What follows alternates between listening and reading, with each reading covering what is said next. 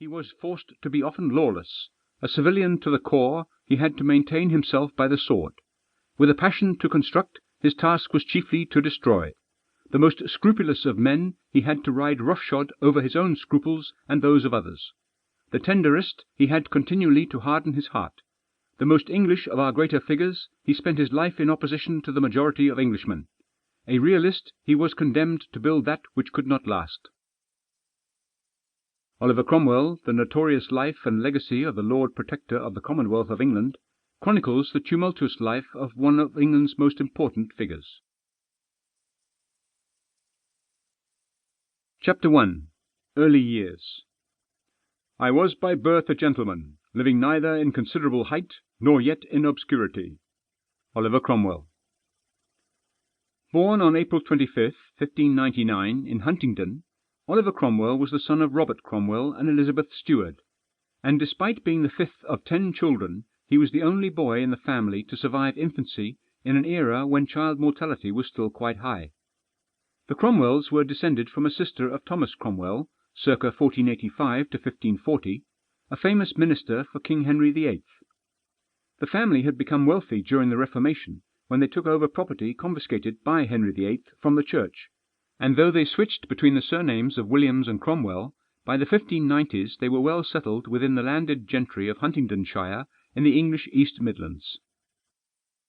Oliver's grandfather, Sir Henry Williams, was the second richest landowner in the county, but while he had many children, Robert was one of the younger ones, so he inherited only a small portion of land and a house in Huntingdon.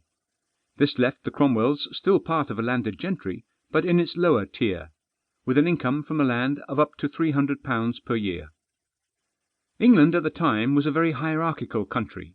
Someone of Oliver's birth could be expected to live comfortably, but never to make a huge name for himself.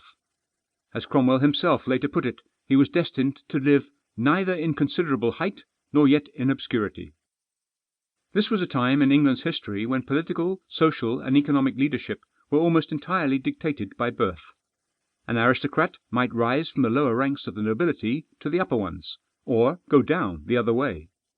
A small merchant might become moderately wealthy, but most people never left the station in which they were born, and for the vast majority this meant a life as a peasant farmer, working the land, attending church on Sunday, and seldom travelling more than a dozen miles from home. However, while the lives of ordinary people remained stable and unchanging, people of power and influence were trying to maintain power in tumultuous times.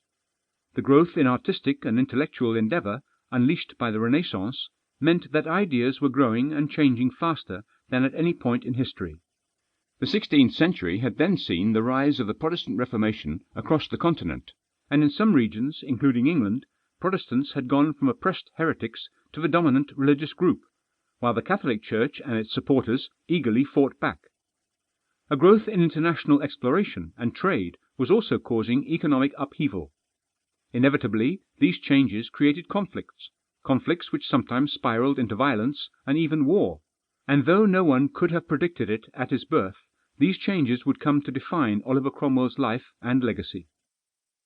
Like the vast majority of people in England at the time, the Cromwells were Christian, and Oliver was christened 4 days after his birth. Even in England, separated by sea from its neighbours, religious reform and controversy were in the air. The Protestant reform movement was shaking Europe, with theologians following the teachings of Calvin and Luther and preaching a radical reformation of the Church away from the old Catholic hierarchies and towards a new approach in which each Christian had access to God's word through translations of the Bible.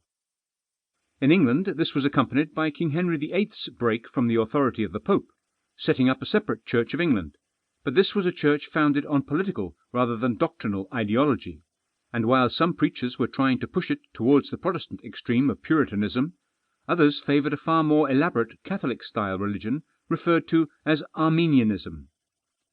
England's religious divisions were awkward ones, and for that reason the monarch and their advisers often avoided tackling them.